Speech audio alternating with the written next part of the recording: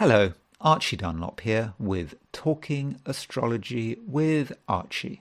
And in this video, I'm going to look at the week starting on Monday, December the 11th, 2023, which runs through until Sunday, December the 17th, 2023. So what I want to do now is just give you an idea about the structure of this video. So to begin with, I'm going to talk about the astrology of this week. I'm going to look at what I see as are the main astrological events and how I think they might impact us as individuals and how they might impact the world at large. And having done that, I'm going to consider a few famous people who I think might be impacted by this week's events, in particular the new moon on Tuesday.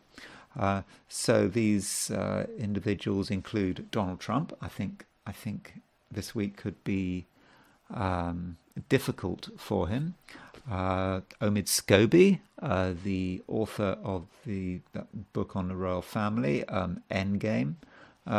George Soros, Gavin Newsom, governor of California, and King Charles III. And an organization, Mossad, the Israeli intelligence service. I think this new moon might have an impact on it. You know, I've got the day when Mossad was founded, not the time, but yeah, it does seem that this new moon may raise a few issues for Mossad, and that's something I will be looking at. So having done the astrology, I'm going to move to the I Ching, and I will cast the coins, and I will come up with a reading, and my reading will be, for all of you who are watching this video. If you're not watching this video, the reading is not for you. So that underlines a point that to be involved in something like the I Ching, there is a voluntary element to it. You have to, or rather, you have to agree to be part of a reading, and in a sense, by watching the video, you are kind of agreeing to be part of a reading. Certainly watching the I Ching segment of it. So when you come to the I Ching and you really don't want to know, or you don't want to be impacted by my reading, if it's not for you, you can just turn the video off and watch something else. So this my I Ching reading is going to be structured. It's going to have three parts. Broadly speaking, I'm going to look at money, career, and relationships. Okay, so let's now turn to the astrology for this week. Top right, that is Donald Trump. I had to have a picture of someone, and I do talk about his chart a bit because I do think this new moon might have an impact on him. So this chart is the starting positions. This is the positions of the planets at the beginning of a week, on Monday at midnight, December the 11th, 2023, set for New York, and you can see the new moon coming up because there is the sun at 18 Sagittarius, moon is at 26 Scorpio, so we're about to get this new moon, and I think that the new moon is probably the most important event this week. Now, these planets that I'm showing you, those are the geocentric planets, with the Earth as center of the solar system. We're looking at the other planets from a perspective of being here on Earth. That's why the sun appears to move around the Earth. Of course, in reality, the Earth moves around the sun. So I thought it might be interesting to just get a different perspective. Let's have a look at the positions of the planets from a heliocentric point of view. In other words, putting the sun at the center of the solar system, really where it should be. Now, I should say, as an astrologer, charts work better when you put the Earth at the center of the solar system rather than the sun, crazy as that might sound. But from a heliocentric point of view, notice how there's no sun in this chart. Because there can't be the sun, because the sun is in the middle of the chart, is the center of the whole thing. But what we do have is we do have the Earth in the chart. There is the Earth, that circle with a cross in it. Now the sun is at 1819 Sagittarius. The heliocentric Earth is always by definition going to be in the opposite place. So there you've got Earth in Gemini. The week starts with Earth in Gemini at 18 degrees and 52 minutes. Now, what is important about this chart is the fact that Mars and Saturn are making a square aspect. There's Mars at 737 Sagittarius, Saturn at 713 Pisces, and they are in square. So Mars and Saturn as a pair, often connected with delay, frustration, and in certain situations, death and destruction. So that means the week does start on quite a difficult note. And you know, that heliocentric Mars-Saturn square, it's probably more about the world at large rather than us as individuals. And so Mars-Saturn is likely to be particularly felt, in areas where there's already a war going on, like in Gaza or in Ukraine. So Mars and Saturn, that Mars and Saturn square is going to make it extra difficult. And perhaps extra unpleasant. And you can see that the planet Venus is starting to make a T-square. Venus is moving towards the opposition of Saturn. Venus is moving towards a square of Mars. So Venus is bringing it all together. Venus moves faster than Mars and Saturn. In fact, Venus, heliocentric Venus moves much faster than geocentric Venus. So that is a difficult configuration in the heliocentric chart, and I think that Mars, Saturn, Venus T-square, we might feel it all week, or certainly the first part of the week. So we do have to be a bit careful. It may be that with Venus moving towards the opposition of Saturn and the square of Mars, it may in certain cases make relationships difficult. It's not necessarily for any personal reason. It's just the atmosphere around us is not really conducive to happy, harmonious relationships. So bear that in mind when considering how you relate to people, especially on a one-to-one level. Okay, so that's the heliocentric chart. So let's go back to the normal chart, and I want to move to look at Tuesday's new moon. So this is the new moon. London, this is set for London, Westminster. So Westminster time, this chart is at 11:32 p.m. on Tuesday. So if you're in most of Europe, Asia, Australasia, this new moon will actually take place on Wednesday. If you're in the Americas, it will certainly take place on Tuesday. So what is this new moon about, and how might it impact the week? Okay, it's not an eclipse. In some ways, it's a relatively unspectacular new moon. Okay, it's in Sagittarius. at 20 degrees 40 Sagittarius. So, there's always going to be a new moon in Sagittarius every year. So, in a sense, it's not it's not a particularly amazing, rare event. That's the first point to make. But as with any new moon, it is a time for new beginnings. The moon has been waning. The end of the lunar cycle has come about, and now this is the start of a new cycle. The moon is now waxing. The moon is slowly getting bigger. It's a time of growth. So for many of us, it might be a time to, for new beginnings, to make a start on things. And, with the new moon in Sagittarius, one thinks of sort of exciting projects, doing something interesting, which can take us, beyond the confines of our normal environment.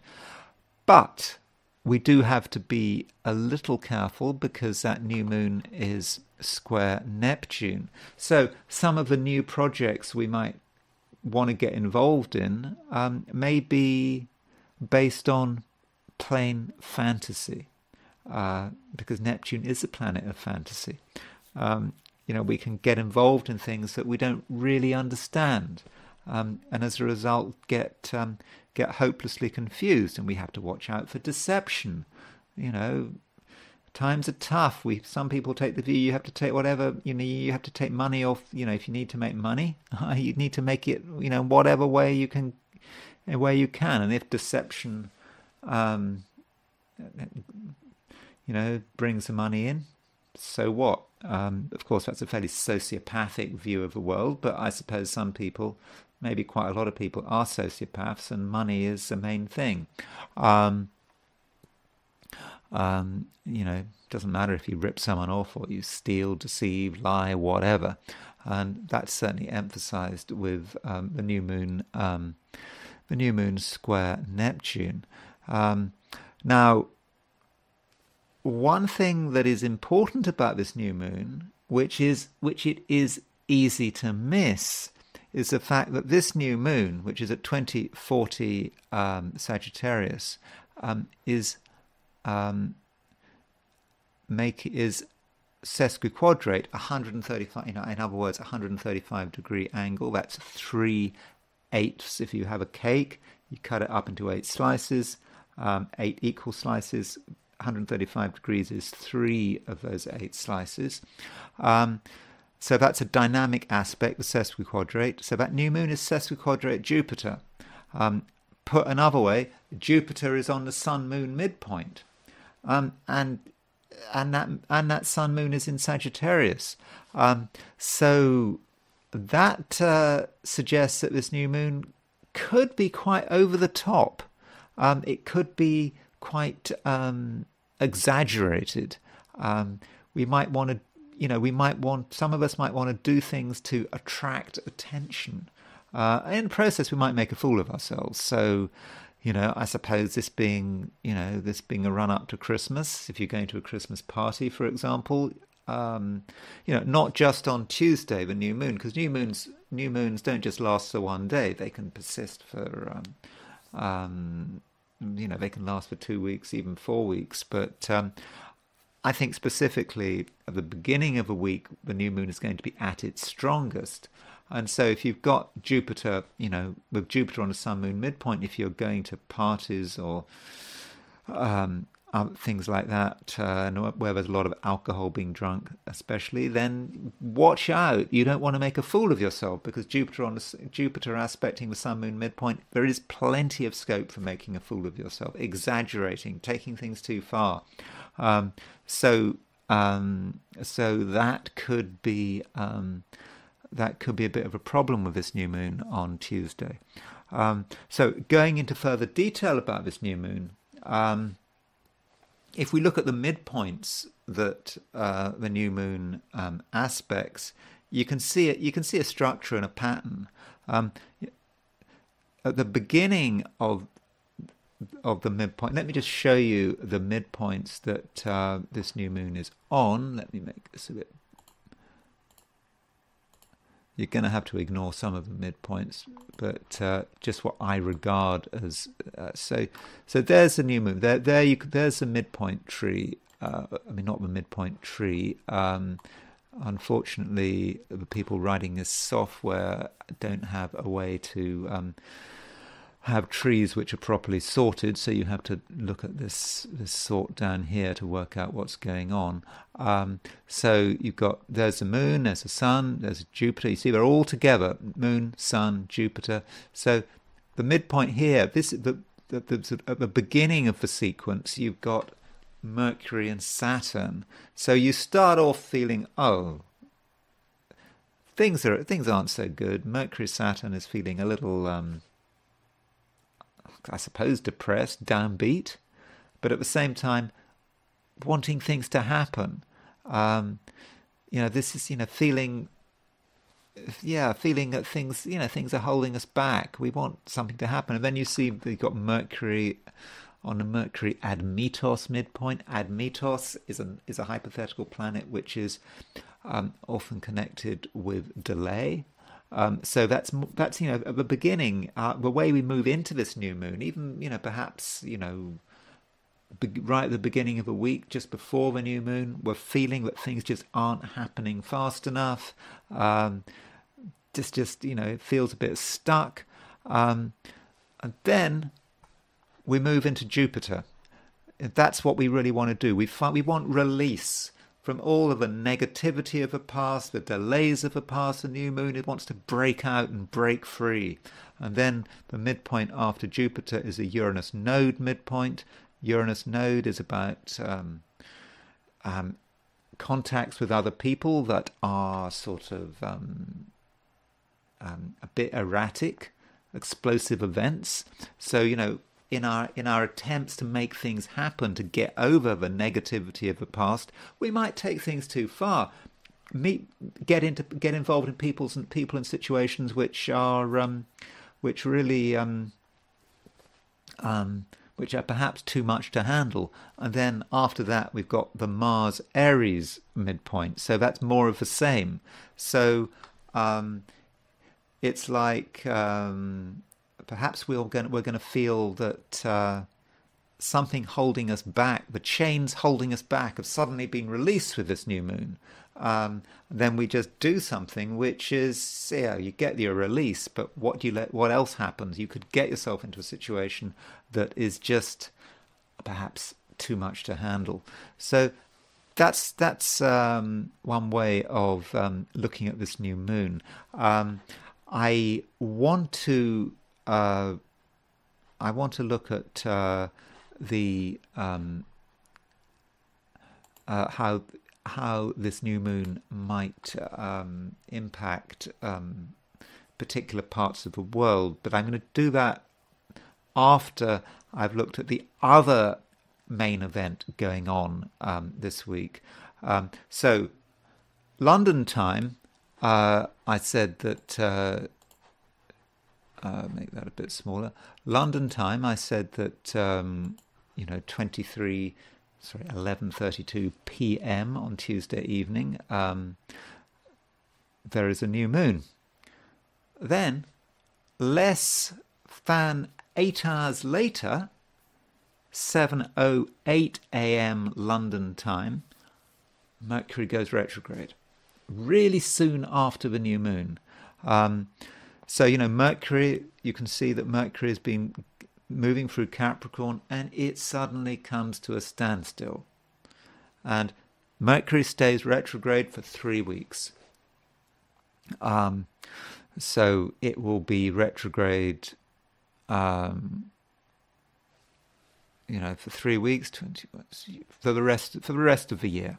It will be retrograde. So what does that mean? Well, usual Mercury retrograde stuff, delays, messages for not just on Tuesday, Wednesday, but for the next few weeks there could be delays. It's a bad time, for example, for sending important letters. unless it's really essential. I've said that today might be a good day for new projects, but we also have to consider the fact that Mercury is starting to turn retrograde. We might think we've dealt with the details, but maybe we haven't. And if we, for example, have important appointments over the next few weeks, allow extra time. There could be delays, trains could get cancelled, buses not turning up, car problems, traffic jams, all of this stuff what to do with Mercury retrograde. Now, you could say that, but Mercury retrograde is, it happens a lot. Do we always get delays when Mercury is retrograde? Well, you could say that one group of people that Mercury retrograde really affects badly is people who believe in astrology. So maybe it's astrologers get particularly singled out for special treatment by the universe when Mercury goes retrograde. But I do think it's important that the new moon and Mercury going retrograde, it's happening very close to each other. So in other words, there are two shifts happening at the same time, or very close. One, Mercury changing direction. Then you've got the new moon. You move from the moon waning to waxing. New lunar cycle happening very close together. What might mean that there could be events and changes around us. We might see things suddenly moving in a different way. We might suddenly find Tuesday, Wednesday that the world moves into a different place. A very noticeable change. I don't know. I'm not really into sort of stock market astrology, but I sort of notice that sometimes when you've got Mercury going direct very close to or Mercury going retrograde or direct close to a new or a full moon, there can be sort of a bit of instability in the markets. But I'm just telling you that for entertainment purposes only. I mean, I'm not saying it will happen. I've just noticed that in the past, and the past is no guarantee of the future. I don't know. So just look at what's going on in the world, look at the market, see what's going on Tuesday, Wednesday, see if you can see the influence of the new moon plus Mercury retrograde coming together. So really, the new moon and the Mercury retrograde, which happened Tuesday and Wednesday, that's it. I mean, that's the big thing going on this week, except perhaps the Mars-Saturn heliocentric square. But, for the sake of completeness, I suppose it's worth noting that at the end of a week, on Sunday, December the 17th, you can see, I was saying that the new moon is quite close to the square of Neptune. On Sunday, the sun moves on, and so remember, this is the chart for the new moon on Tuesday. So the sun will make a square to Neptune. That will happen. So in the last part of a week, you can really feel the sun moving towards this square of Neptune, and we're going to be feeling a certain sense of confusion. It's going to be difficult to really be fully, be fully, cognizant of what's going on. And there is, as I said before, there's plenty of scope for deception, and I think that might peak on Sunday when that square of Neptune becomes exact. Also over the weekend, over the weekend, sort of 16th, 17th of December, watch out, anything to do with water, pipes, that kind of stuff. Be careful. And don't mess around with your plumbing with sun square Neptune. That does need a bit of attention. So that's the broad picture for this week as I see it, and I've really only focused on 3 events. Mercury retrograde, well, 4 events if you include the Mars-Saturn heliocentric square. So Mars-Saturn heliocentric square, which is at the beginning of a week, Sunday, Monday, sort of 10th, 11th of December. Then you've got the new moon on Tuesday. You've got Mercury going retrograde on Wednesday. And then you've got the Sun square Neptune on Sunday, and I think those are the 4 main things going on this week. Now, I quickly wanted to look at the new moon on Tuesday from a perspective of the world at large, and I wanted to do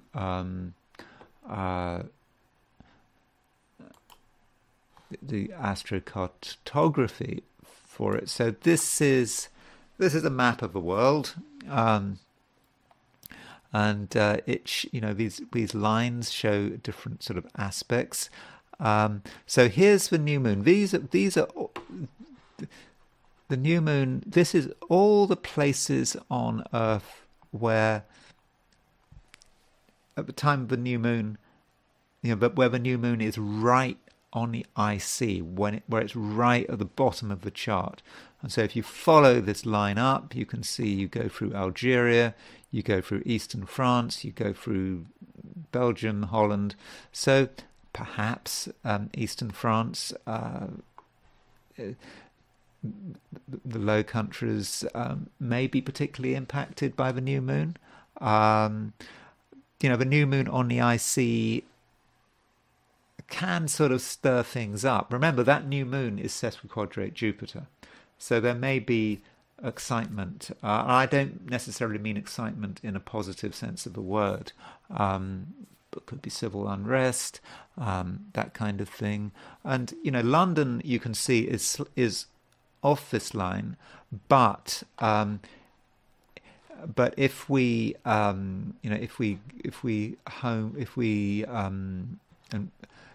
if we look at the Mars lines, where Mars is opposition the IC, actually in England, Ireland, Spain,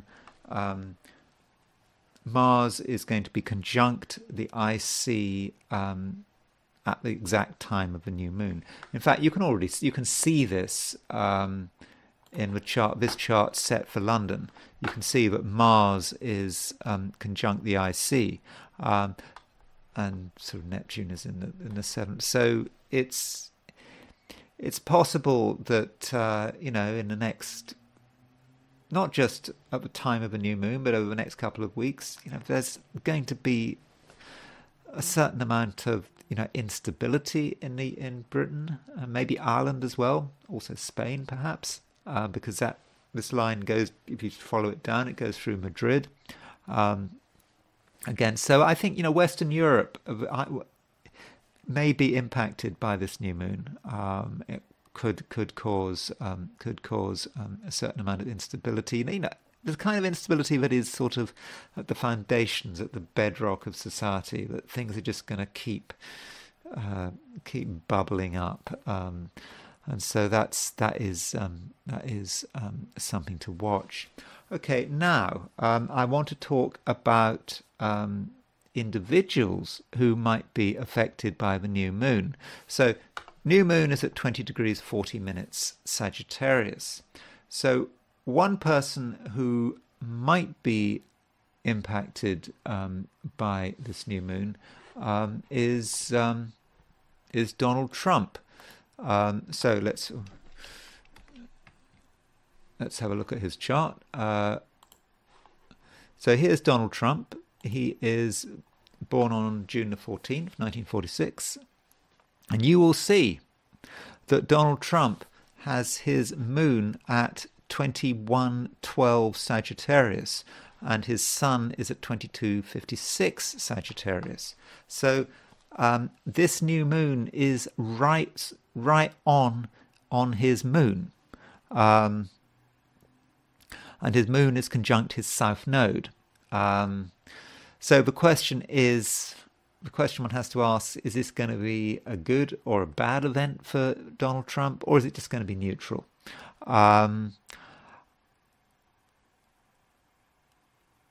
I think this new moon may encourage Donald Trump to react to the world in a way that is maybe a bit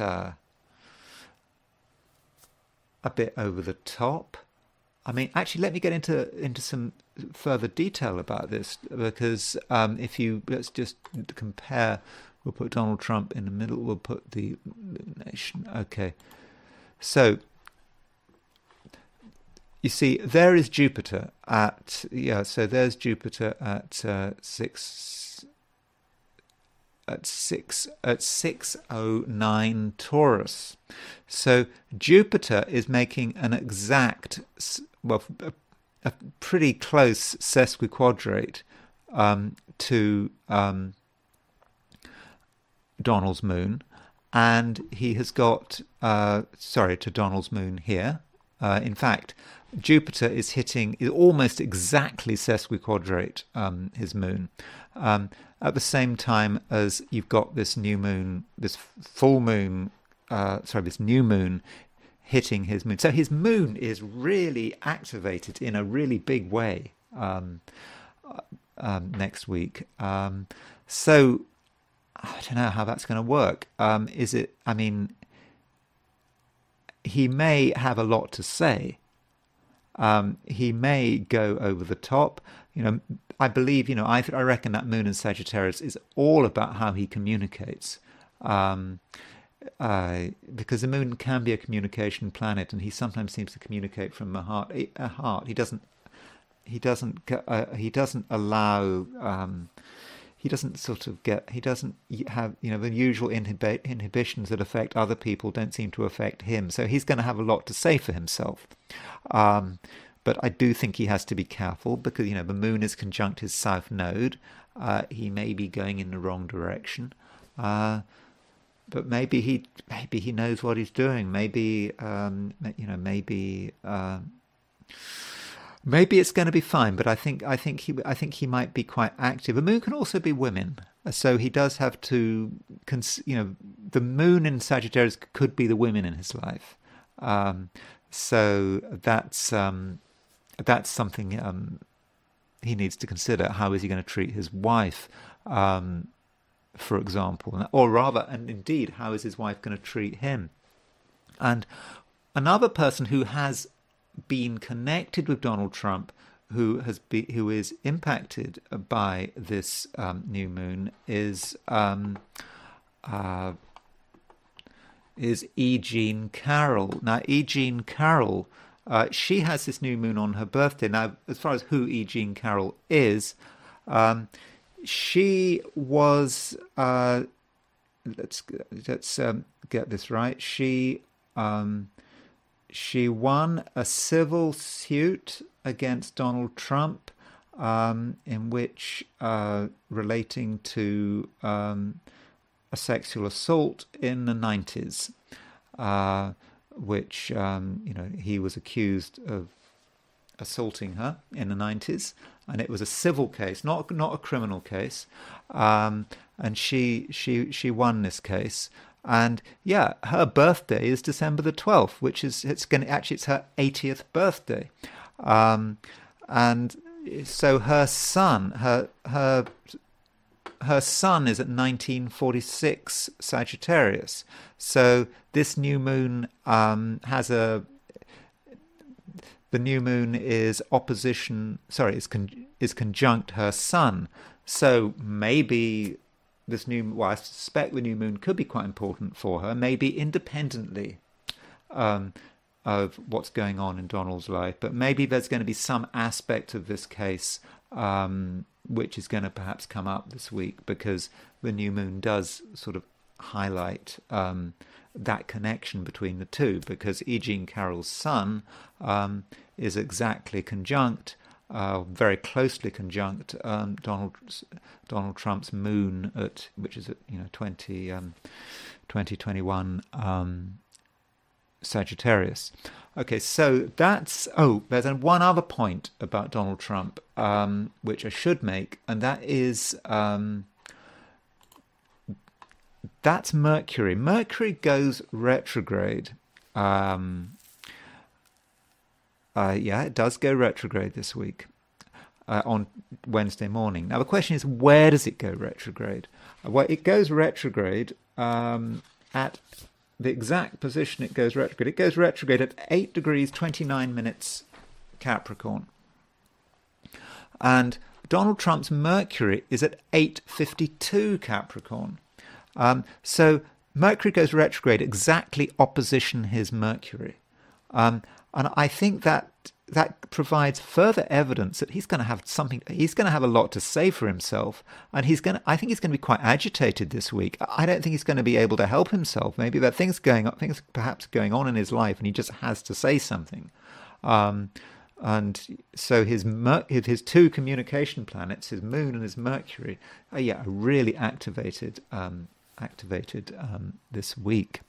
Okay, so who else is impacted this week? Well, we've got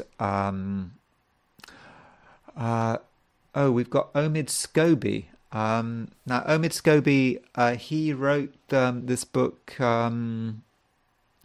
Endgame, and he seems to be in a bit of bother at the moment because of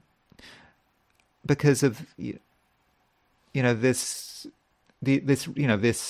Dutch we had this situation with a Dutch translation of Endgame, where the names of let me get this right, King Charles and Princess Catherine were mentioned, and so there's a question of did he know, and I think that he seems to be conceding that in early manuscripts those names were there, and his Mars is at 20 degrees 30 Gemini, and this Mars is opposition Neptune, so he's got Mars opposition Neptune, and this new moon is right on is hitting his Neptune and is opposition his Mars.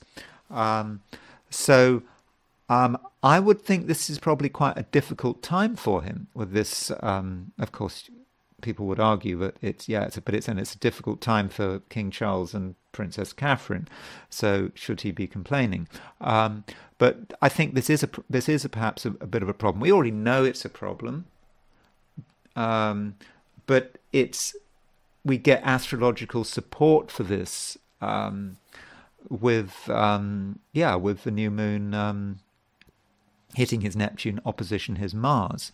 Now, his Mars at 2030 Gemini is opposition King Charles III's Mars. So King Charles has his Mars at 2057 Sagittarius. So King Charles's Mars is opposition Omid Scobie's Mars, and this new moon is, in other words, is hitting the main contact between the two men's charts. I don't know what that means. Now, King Charles is kind of his chart is he is the pinnacle of a British royal family. So in a way, you could say he is the royal family. I mean, as British head of state, he is also, you could argue he is Britain. And so that tension may come out. I don't know what that could mean. I think it seems to be unlikely that the royal family will sue Omid Scobie. I don't think the royal family does that kind of thing. But if he wasn't dealing with a royal family, if he was dealing with some other organisation and there was Mars opposition Mars, you think, something like aggressive, like a lawsuit or something like that could be possible. But that aggression and anger is very much there, and it's really shown up by Tuesday's full moon, and I don't think, Tuesday's new moon, and I just don't think it's going to be very good for Omid Scobie, and I think there's also a suggestion with this new moon on Charles's Mars that privately he must be furious. I mean, I know he's furious anyway, but this new moon is going to make him really furious, I think. So who else? Well, Gavin Newsom, governor of California. Gavin Newsom, governor of California, his Mars is at 2053 Sagittarius. So he has got this new moon on his Mars. And his Mars is square Pluto. So Gavin Newsom with Mars square Pluto he's an ambitious man, got a lot of energy, wants things to happen, probably got his sights on the presidency one day. I mean, I don't think he's going to be president. I mean, I've already looked at his chart, but I don't think he's going to be president, at least I don't think he's going to be president in the next year, in the wake of the next elections or whatever. I don't think so. But still, this new moon on his Mars may really activate him. Okay, it could also be dangerous. I mean, I suppose if you're a politician anywhere, you're always at risk. There are always crazy people. But new moon, I suppose you've got a new moon on Mars, he'd better, be a bit more careful with his security. He's probably very careful with his security, but that's another aspect of it. But I think this new moon, if it's not a security issue, could sort of activate his ambitions. Really remind him that it's great being governor of California, but maybe there are more elevated positions he might want to go for, and he might want to put his energy into that direction. Then there is George Soros. Well, I mean, I'm sure you all know about George Soros, and you've got your views on George Soros. Born on August the 12th, 1930. I don't know his time of birth. Born in Budapest in Hungary. He's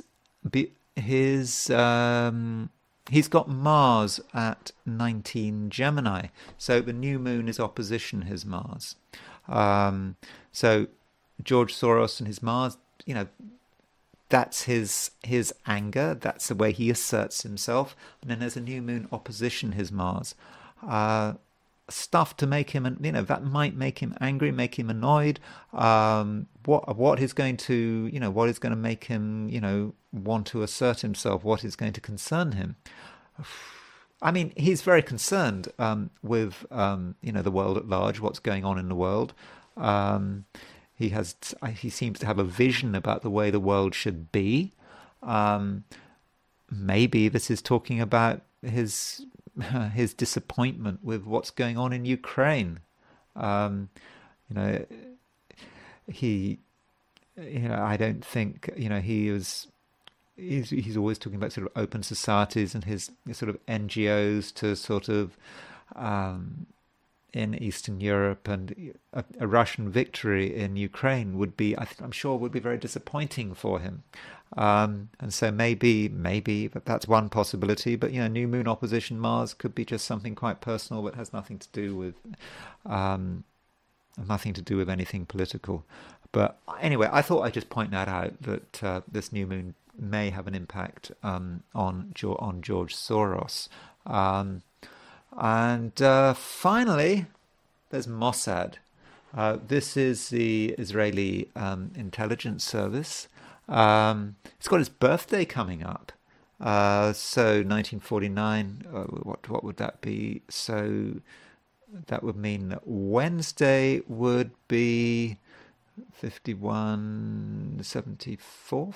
That right? Have I got that right? 23 plus 51. Yeah. Wednesday is the 74th birthday of Mossad. So happy birthday, Mossad, for Wednesday. And Mossad, there's Mossad's sun at 2104 Sagittarius. I don't know what time the organization came into being. I've gone for noon, Tel Aviv. So you can see that sun is square Mars, it's square Saturn, presumably square the moon. So it's quite an aggressive chart. And this new moon on Mossad's sun,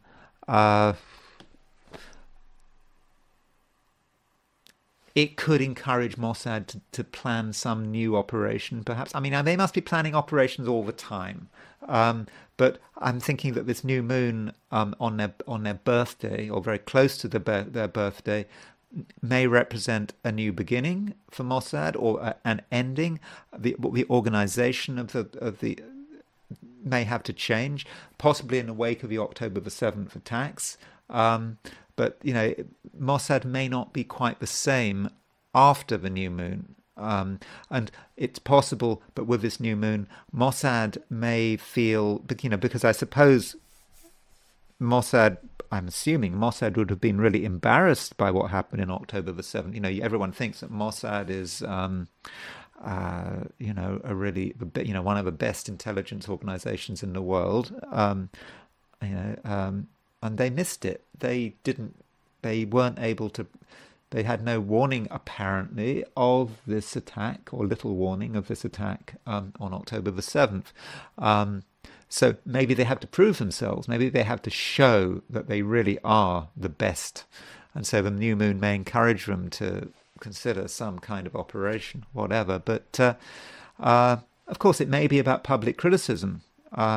It may be that things have to change in Mossad because of the failure on October the 7th. So that new moon could have an impact on Mossad.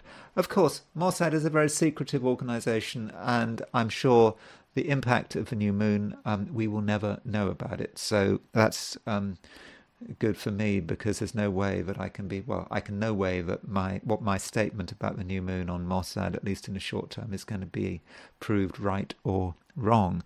So anyway, that's something to consider. So that's the astrology, and so what I want to do now is move to the I Ching. So just to reiterate, if you don't want to have an I Ching reading for this week, if you don't want to be part of this reading, you can stop the video and you're not going to be part of it. I asked the question, what is this week going to be like for those watching this video? When I say watching this video, I'm saying watching this segment of a video, which is about the I Ching. I throw 3 coins 6 times. And what I'm going to do is I'm going to give a general idea, general interpretation of the I Ching. Then I go through money, career, and then relationships. So the first hexagram I threw was hexagram 12. Hexagram 12 is not great. We have had this hexagram quite recently, but you can see that it's not right clearly in the right order, is it? Because you've got these 3 broken lines at the bottom and the 3 unbroken lines at the top. So the symbolism there is that the top is heaven and the bottom is earth, and heaven and earth are separated.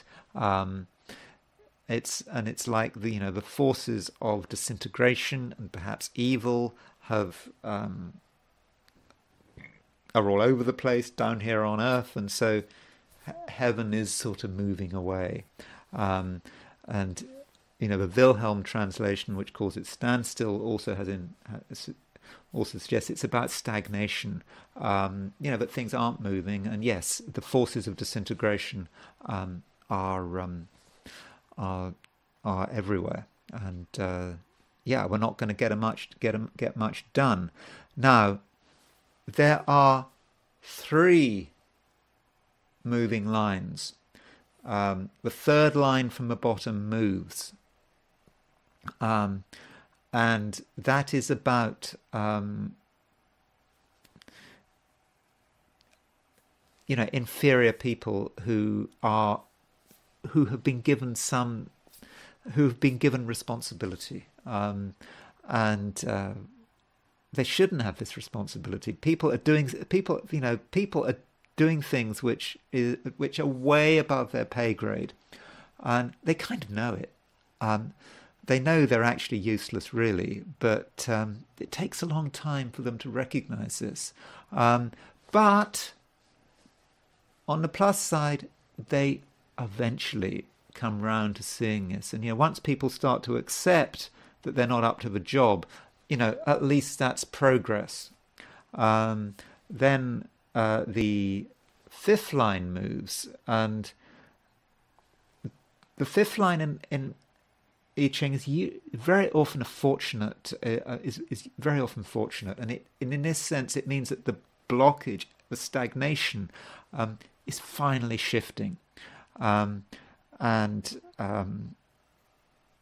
the sixth line moves, and we get more of the same. But there is a final resolution to the issue. So this is about a situation that is stagnant, that is going nowhere, but it's developing.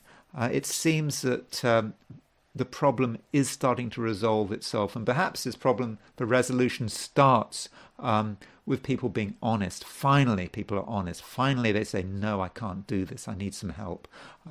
Maybe I should let someone else who's more qualified take over the job, or something like that. So this hexagram standstill does move, and because I'm talking about the week as a whole, I think this hexagram is going to more relate to the beginning of a week, Monday, Tuesday, Wednesday, perhaps Thursday.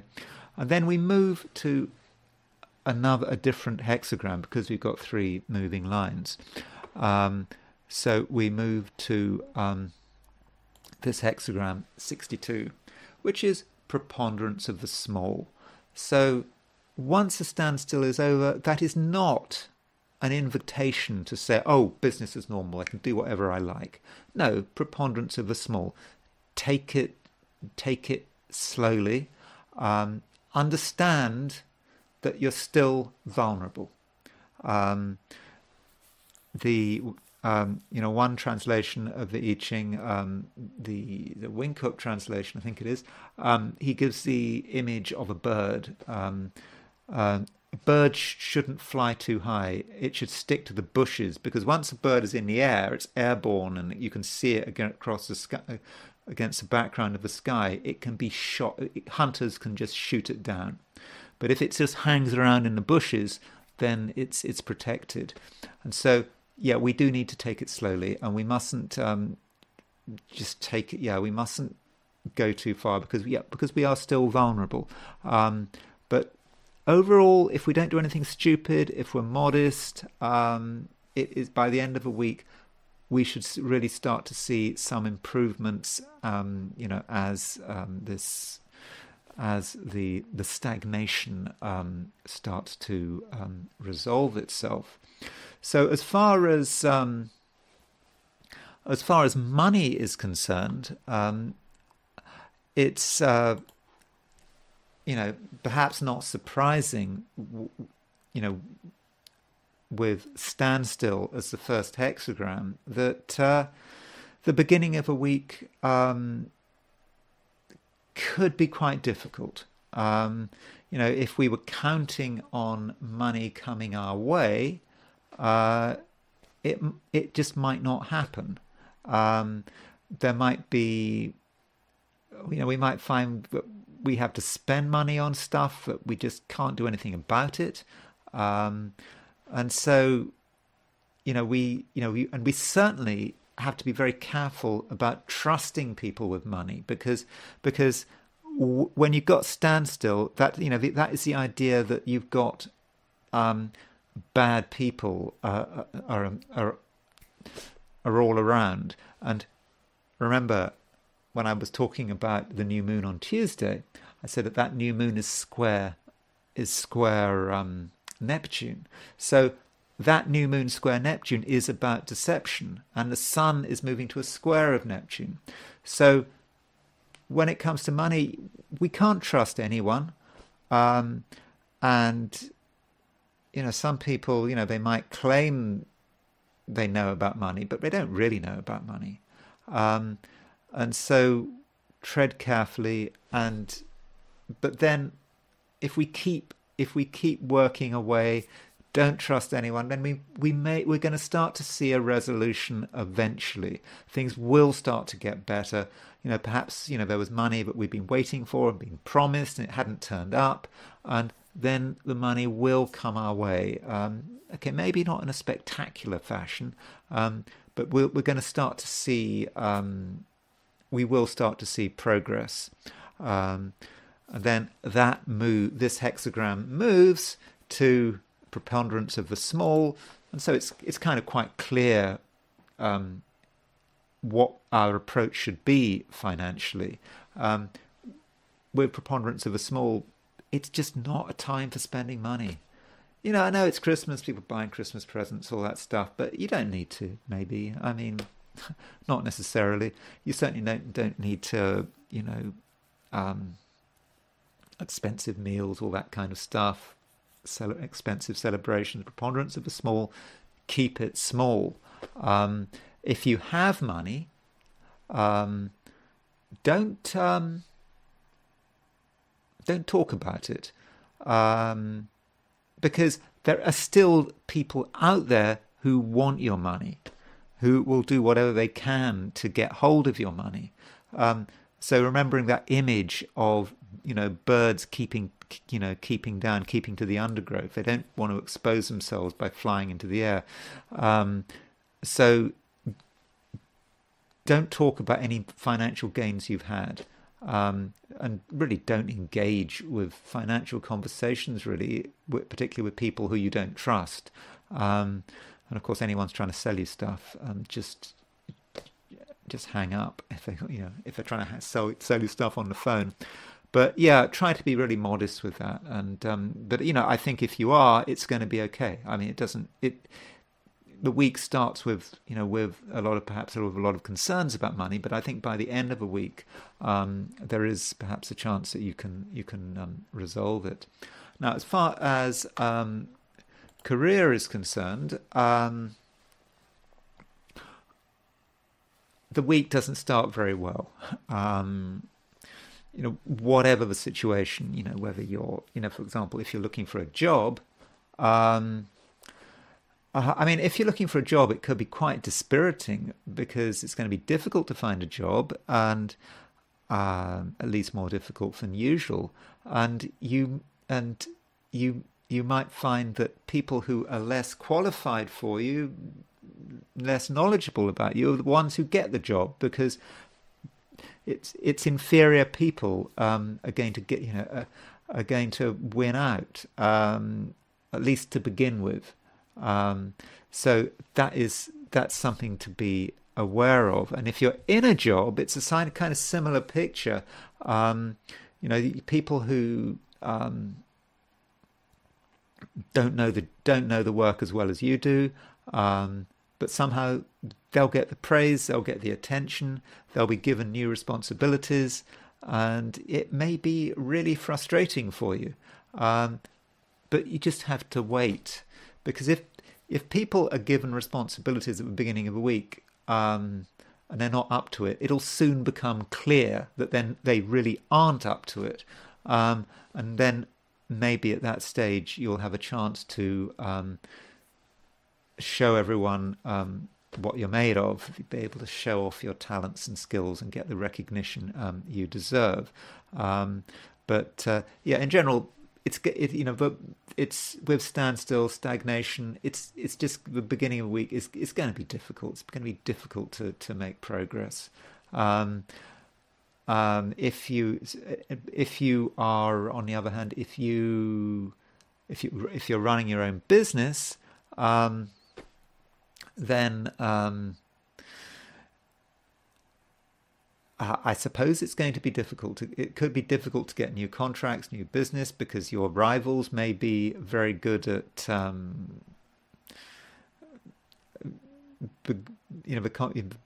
deceiving their clients, potential clients, into thinking that they can do a really good job, and you just won't be able to. You won't be able to show that. You won't be able to show your true worth, and that might be irritating. Also, if you're running a business and you're hiring people, then probably a bad idea to hire people at the beginning of a week, because you might be fooled into hiring people who aren't qualified for the job. So beginning of a week, bit difficult, but I think slowly, some of the problems are going to resolve themselves, and then this hexagram does transition into preponderance of the small. So just take it slowly. I suppose things are starting to wind down for Christmas, so there's not preponderance of a small. That kind of makes sense, doesn't it? Don't try to do too much. So whatever your position, whether if you're looking for a job,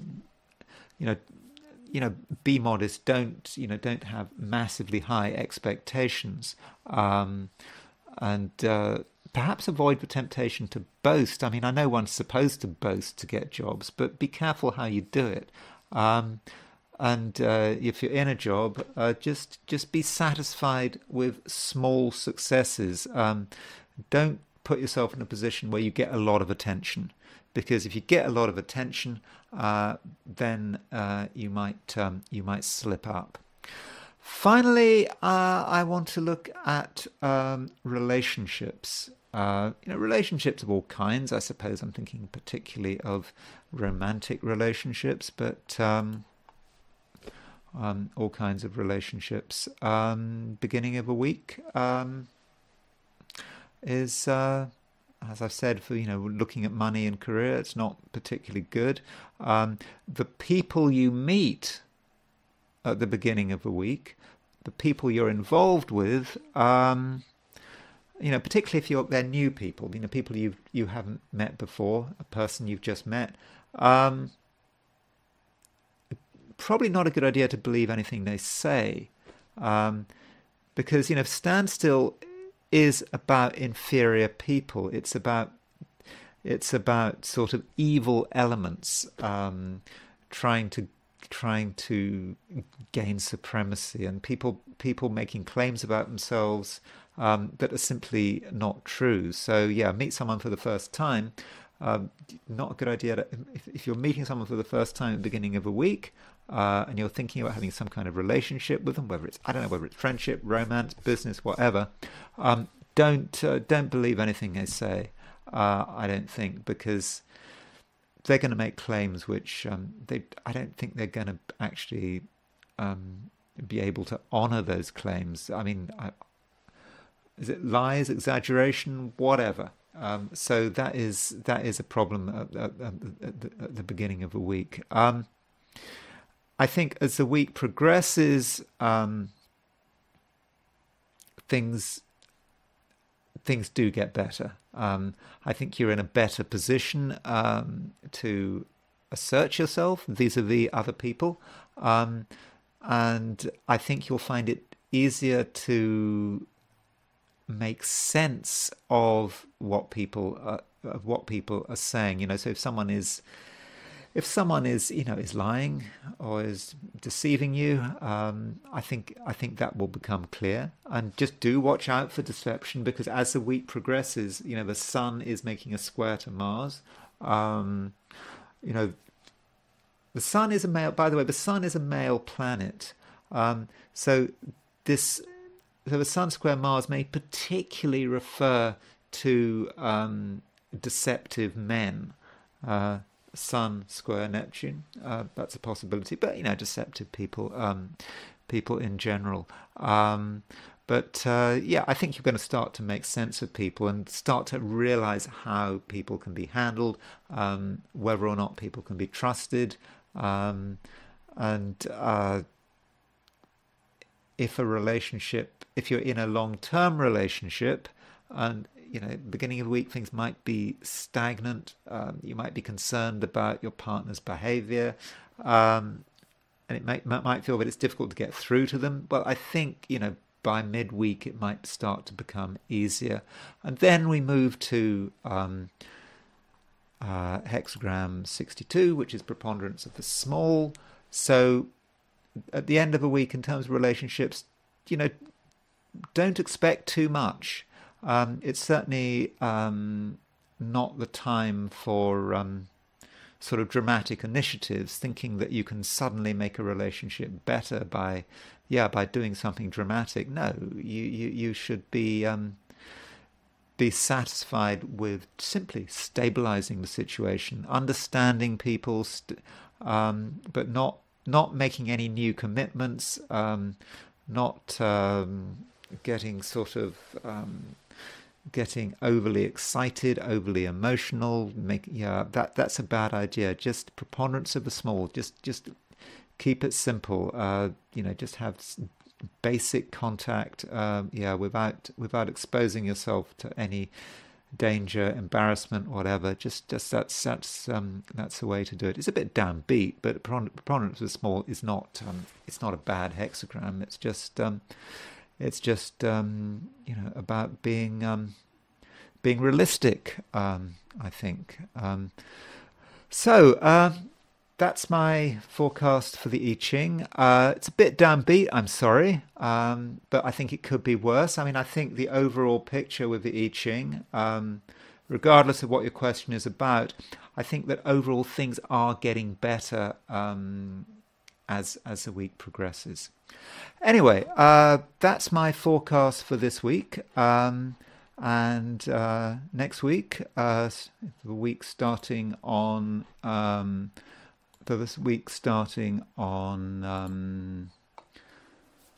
Monday, December the 18th, I will have a new forecast for you. Thank you for listening, and I will talk to you again very soon.